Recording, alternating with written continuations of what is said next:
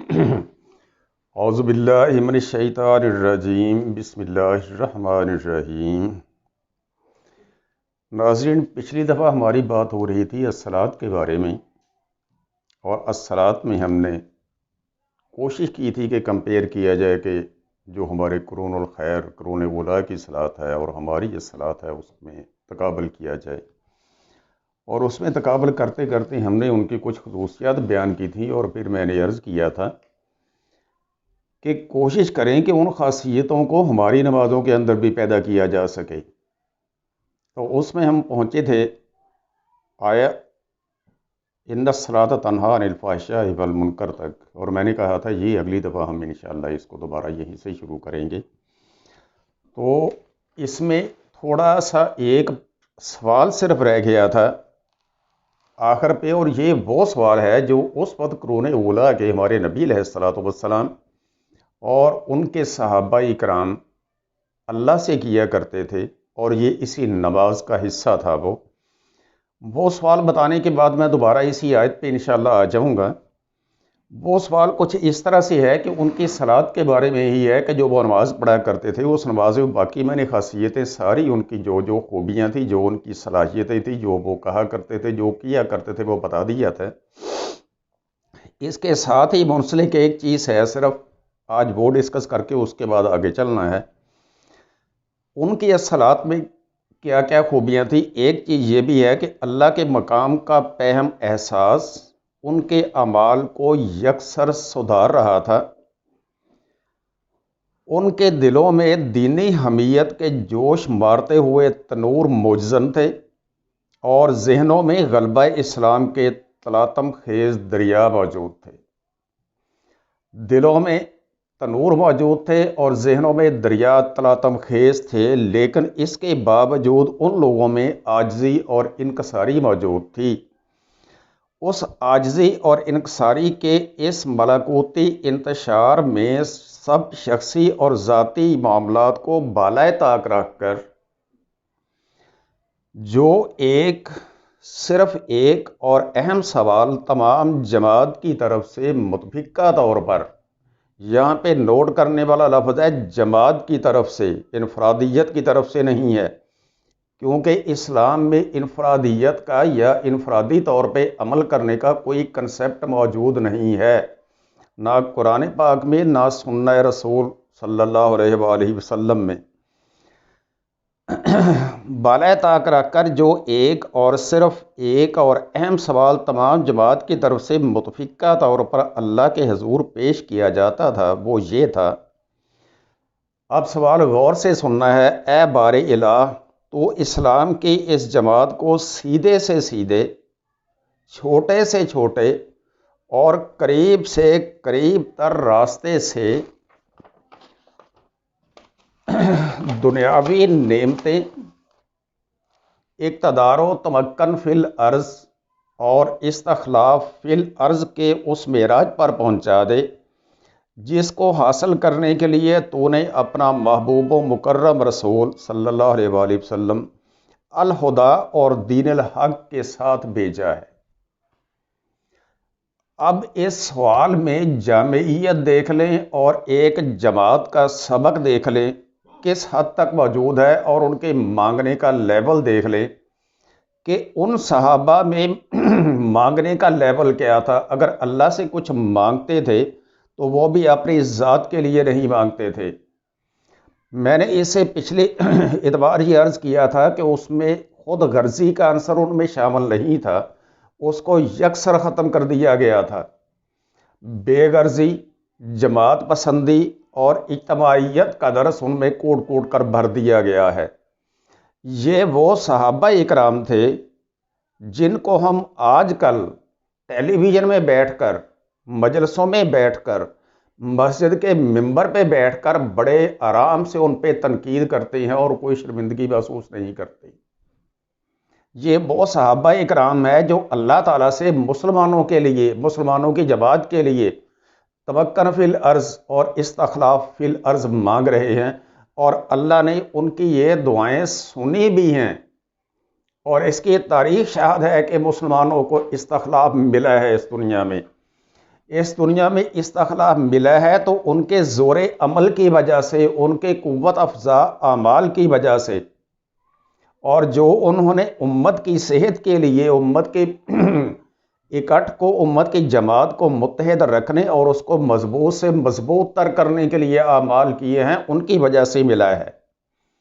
اور انہی کی وجہ سے اگر آپ مسلمانوں نے کو زندگی میں 4 دن اچھے دیکھے ہیں تو انہی صحابہ اکرام رضوان اللہ علیہم کی قربانیوں کی وجہ سے ہیں، اور وہ قربانیاں اور ان کا زور عمل ساری دنیا نے ملاحظہ کیا ہے کہ مکہ مکرمہ کی مصیبتوں تکلیفوں سے لے کر طائف کے پتھر کھانے تک، جنگ بدر میں جنگیں لڑنے تک، احد کے غزوہ میں تلواریں کھانے سے لے کر غزوہ تبوک میں گھر کا سارا سامان لوٹا دینے تک ان کی قربانیاں ہیں۔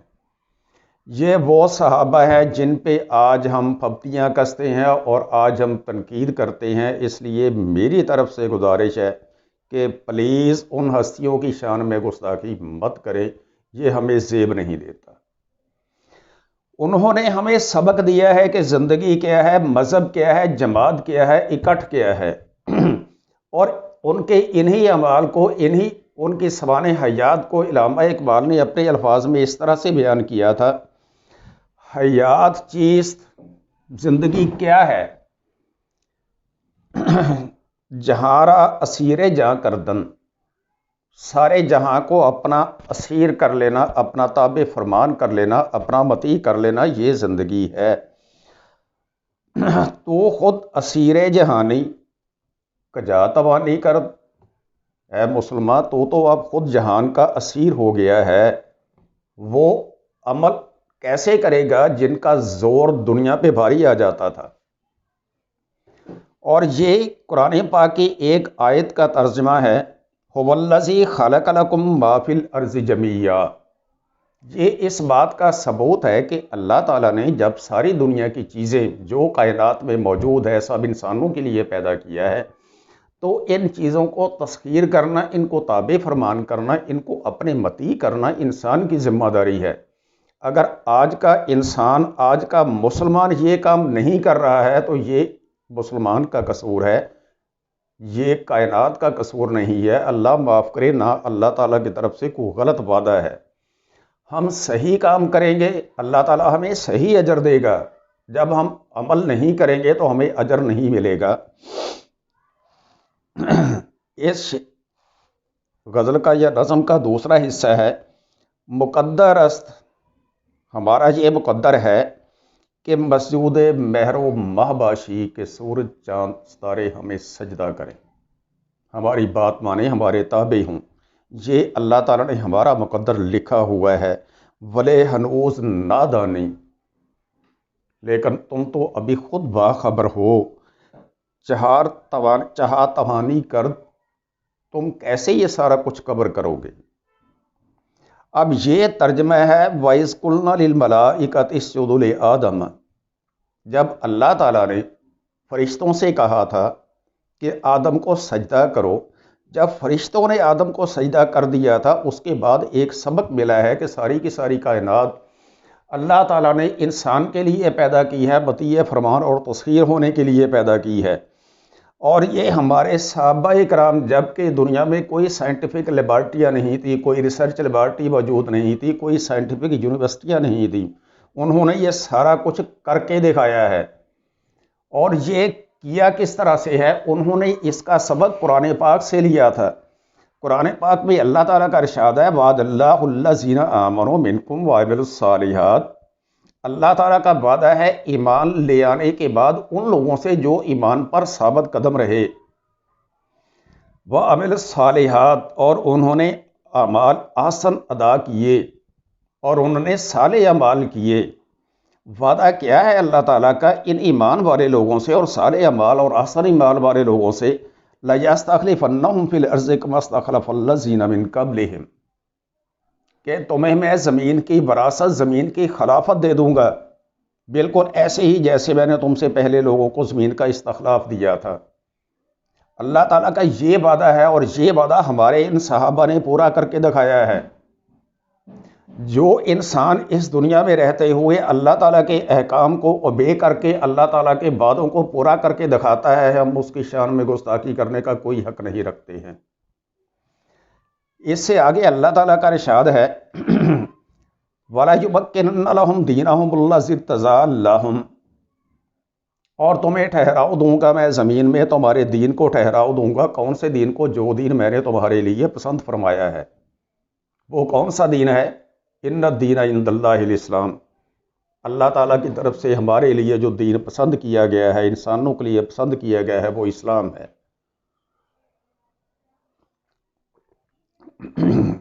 جب ہمارے نبی علیہ الصلوۃ والسلام اور صحابہ اکرام نے رضوان اللہ علیہم اجمعین اللہ تعالیٰ کا حکم زمین پر پورا کیا، اللہ کے فرمان کو پورا کیا، اپنی جانوں کا سودا کر کے دکھایا، جو اللہ نے کہا تھا کہ میں نے مومنوں کی، اس قرآن پاک میں موجود ہے، لکھا ہوا ہے کہ میں نے مومنوں کی جانوں کا اور مال کا سودا کر لیا ہے، کہ اس چیز کے عوض جنت کے عوض۔ اور ہمارے صحابہ نے اپنی جانیں قربان کر کے دکھائی ہیں، اپنے مال قربان کر کے دکھائے ہیں، دنیا میں لالچ نہیں کیا۔ ان کے ذہن میں دنیا کا لالچ اگر ہوتا تو غزوہ تبوک کے موقع پر گھروں کے سامان اٹھا کے حضور علیہ الصلوۃ والسلام کی خدمت کبھی پیش نہ کرتے۔ ایک صحابی نے مزدوری کر کے سارا دن میں کھجوریں کمائی ہیں 1 یا 2 کلو، شام میں وہ حضور علیہ الصلوۃ والسلام کی خدمت میں پیش کر دی ہیں۔ اگر ان کے ذہن میں لالچ ہوتا پیسے کا یا دنیا کی کسی بھی چیز کا، تو وہ اپنے بچوں کے لیے کمائی گئی کھجوروں کو جنگ کے لیے وقف نہ کرتے، لا کے وہ سیدھے گھر لے کے جاتے، کہتے بچوں سے کھاؤ بیٹا، یہ میں کما کے لایا ہوں۔ لیکن ان کے جذبے کی ہم داد ساری عمر بھی دیتے رہے، داد و تحسین دیتے رہے، جو بھی کرتے رہے وہ کم ہے ان کے جذبے کے لیے۔ وَلَا يُبَدِّلَنَّهُم مِّن بَعْدِ خَوْفِهِمْ أَمْنًا، اگر اللہ کے احکام کو پورا کیا جائے تو اللہ تعالیٰ تمہارے لیے خوف کو امن میں بدل دے گا۔ اس کی مثال دنیا میں دیکھ لی ہے لوگوں نے۔ مکہ میں اسلام کے ابتدائی دنوں میں کفار سے سارے مسلمان ڈرا کرتے تھے، نماز کھل کے نہیں پڑھا کرتے تھے، گھروں سے باہر نکل کے نماز نہیں پڑھتے تھے، کوئی نام نہیں جلدی لیتا تھا کہ میں مسلمان ہوں، اپنے ایمان کو اپنے اسلام کو بھی چھپا کے رکھتے تھے، کافروں کے زور کی وجہ سے ان سے چھپتے پھرتے تھے۔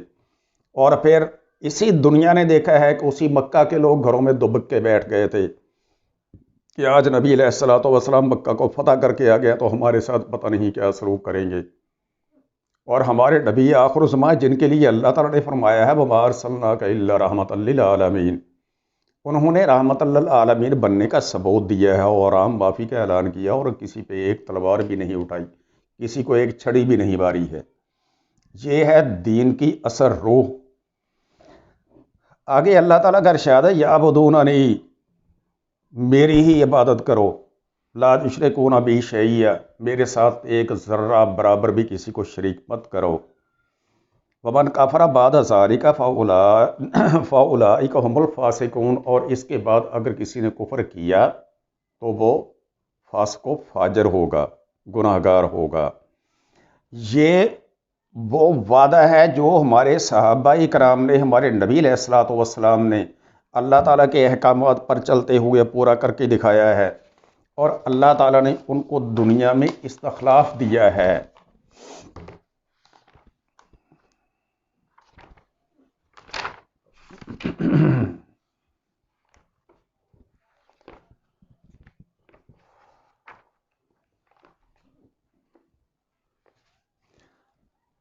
اب آتے ہیں اس سائے کی طرف جس کا میں نے پچھلے ہفتے میں وعدہ کیا تھا، ان الصلاۃ تنہی عن الفحشاء والمنکر۔ اللہ تعالیٰ کا ارشاد ہے سورہ عنکبوت میں اتلو ما اوحی الیک من الکتاب واقیم الصلاۃ، کہ پڑھ کر سناؤ جو تم پر وحی کیا گیا ہے اس کتاب میں سے، وہ کیا ہے؟ واقیم الصلاۃ، نماز پڑھو، نماز قائم کرو، نماز کے لیے کھڑے ہو جاؤ۔ نماز کیا کرتی ہے؟ ان الصلاۃ تنہی عن الفحشاء والمنکر، بے شک نماز روکتی ہے، منع کرتی ہے بے حیائی کے کاموں سے، غلط کاموں سے، نیگیٹو کاموں سے، اور وہ منکرات جو اللہ تعالیٰ نے منع کر رکھے ہیں ان سے۔ وَلَذِكْرُ اللَّهِ اکبر، بے شک اللہ تعالیٰ کا ذکر اور ضرور بے ضرور اللہ تعالیٰ کا ذکر بہت بڑا ہے۔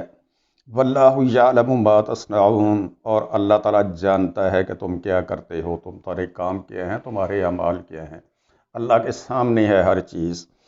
اب اس چیز میں جو ہم نے ڈسکس کرنا ہے وہ ہے لفاظ والفحشاء والمنکر، کہ فحشاء کام کون کون سے ہیں اور منکر کون سے ہیں۔ میں سب سے پہلے آتا ہوں فحشاء کے کاموں پہ۔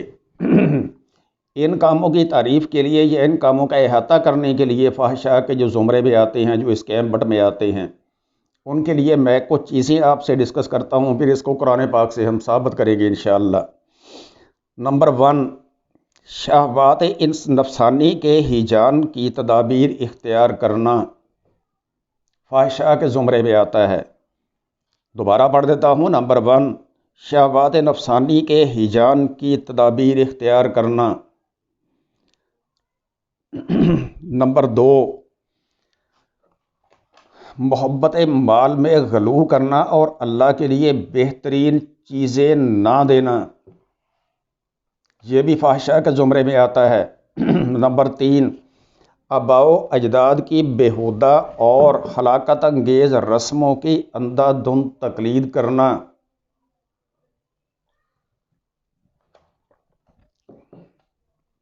نمبر 4، زناکاری کی طرف مائل ہونا۔ نمبر 5، افراد ملت کو بدنام کرنے کی غرض سے بے حیائی کی باتیں لوگوں میں پھیلانا۔ یہ 4 چیزیں ہیں جن کو فحشاء کے ناموں سے یاد کیا ہے اللہ تعالیٰ نے مختلف جگہوں پہ اسی قرآن پاک میں۔ اب اس میں اللہ تعالیٰ کا فرمان ہے قرآن پاک میں، یا ایھا الناس کلوا مما فی الارض حلالا طیبا، کہ زمین سے وہ چیزیں کھاؤ جو بالکل حلال اور طیب ہیں، صاف ستھری ہیں، پاک صاف ہیں۔ اب حلال اور طیب چیز کی ڈیفینیشن کس طرح سے کرنی ہے؟ وہ ہے کہ جو کہ خوش تاثیر ہو، دیکھنے میں اچھی لگے، ممد صحت ہو اور قوم کے لیے ایک اچھا پیغام دے، ان چیزوں کو کہتے ہیں کہ یہ چیز حلال ہے، طیب ہے۔ جو چیز دیکھنے میں ہی بری لگتی ہے، خوش تاثیر نہیں ہے اور انسانی شہوات کو روئی دیتی ہے، ہیجان پیدا کرتی ہے، ان میں وہ چیز کبھی طیب ہوتی نہیں ہے۔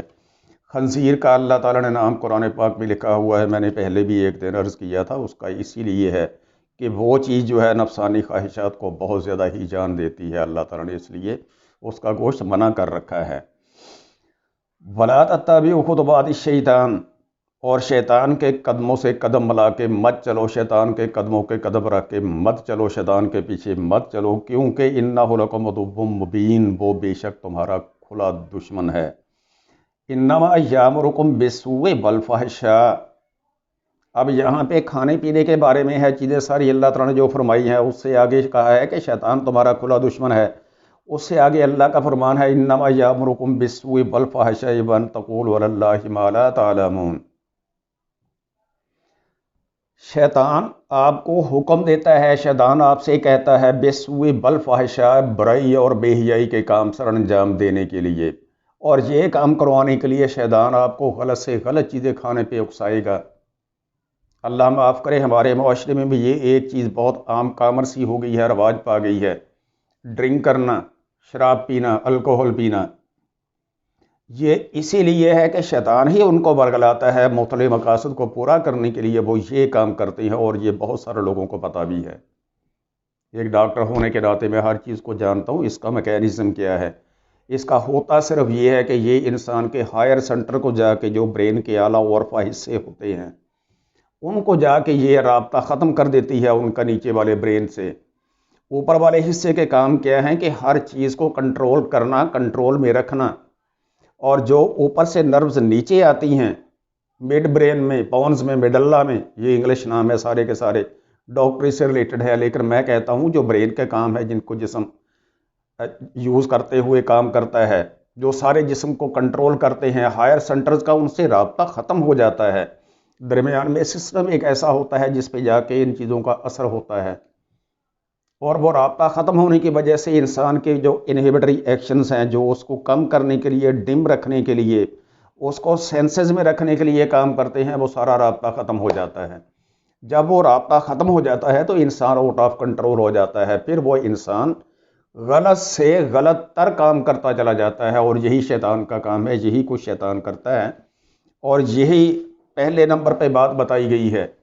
اور یہ سب سے پہلی آیت ہے جس کا اللہ تعالیٰ فرماتا ہے کہ شیطان کے پیچھے مت لگو، شیطان چھوٹی سی بات کہتا ہے اس کو اسی وقت رد کر دو۔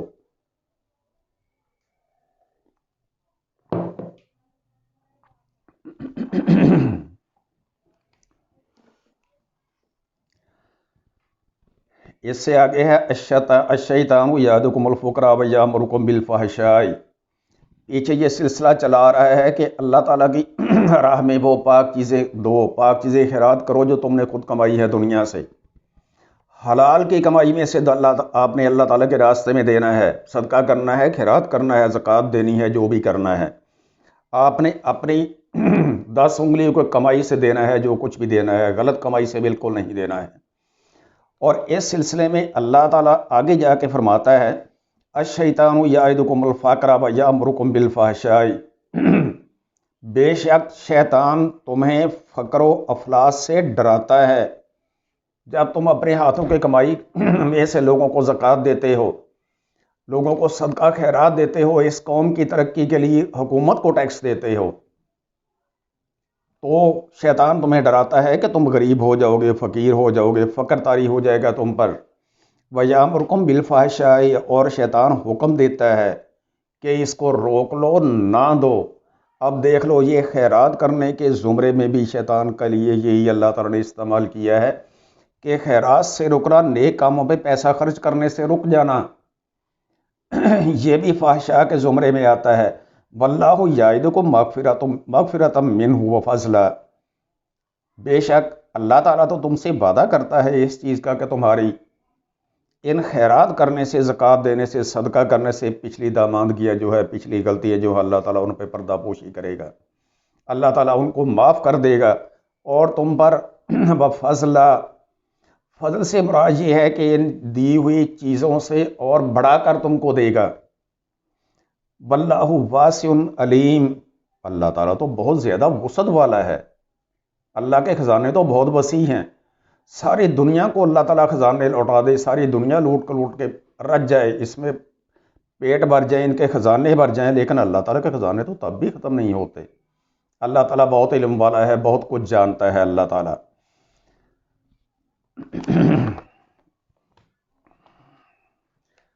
اب آگے ذکر ہے جہاں پہ اللہ تعالیٰ نے اماں حوا اور بابا آدم کو جنت سے نکالا تھا، اور ان میں ان کی غلطی تھی کہ شیطان کے بہکاوے میں آ گئے تھے۔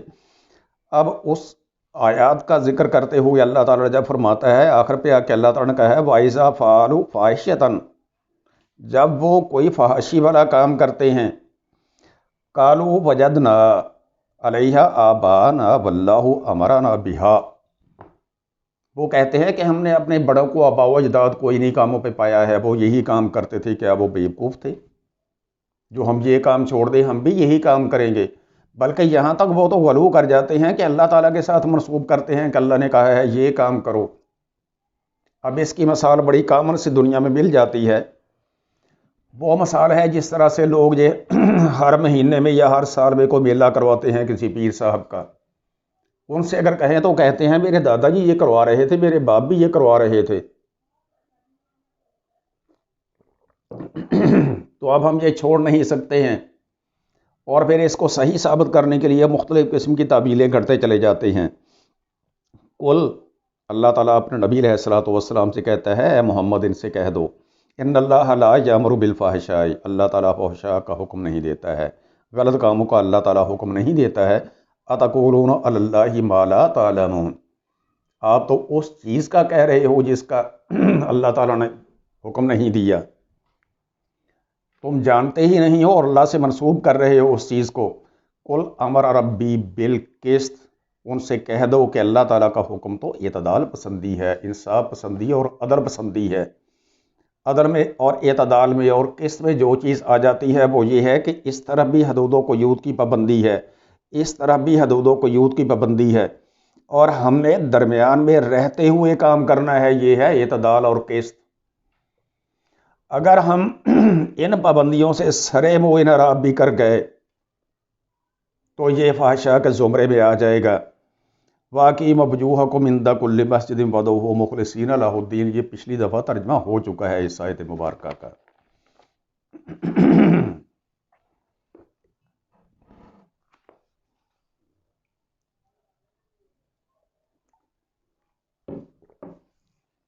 پانی پڑ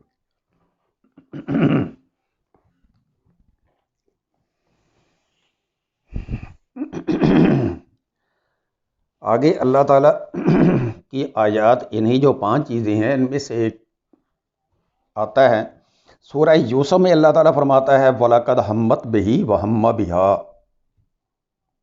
حضرت یوسف علیہ السلام اور زلیخا کے واقعے کے ذکر کے بارے میں اللہ تعالیٰ کا فرمان ہے کہ وہ خاتون ارادہ کر چکی تھی برائی کرنے کا، اور ہو سکتا تھا کہ وہ نوجوان یعنی کہ حضرت یوسف علیہ السلام بھی ارادہ کر بیٹھتے، لولا ان را برہان ربہ، اگر اللہ تعالیٰ کی دلیل ان کو نظر نہ آ جاتی۔ وہ دلیل کیا تھی یہ بعد میں اللہ تعالیٰ آ کے چند لفظوں کے بعد واضح کر دیں گے، اللہ تعالیٰ بھی ہاں جی کیوں نظر آ گئی ہے۔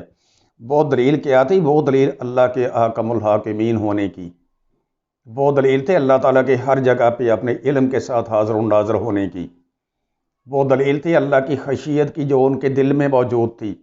وہ دلیل ان کو نظر آ گئی تو پھر اس کے بعد کیا ہوا کہ وہ فحشاء سے بچ گئے، اور اللہ تعالیٰ فرماتا ہے کذالک لنصرف عنہ السوء والفحشاء، اور اسی چیز نے ان کو بچا لیا ہے برائی اور بے حیائی کے کاموں سے۔ انہ من عبادنا عبادنا المخلصین، انہ من عبادنا المخلصین، بے شک وہ ہمارے مخلص ترین اور اخلاص والے بندوں میں سے تھے۔ اور یہ چیز ہے وَادْعُوهُ مُخْلِصِینَ لَهُ الدِّین، کہ اللہ تعالیٰ کے ساتھ، اسلام کے ساتھ، نبی علیہ السلام کے ساتھ اخلاص کے ساتھ چلو، اللہ تعالیٰ ہر جگہ پہ مدد کرتا ہے، انسان کو برائیوں سے بچا لیتا ہے۔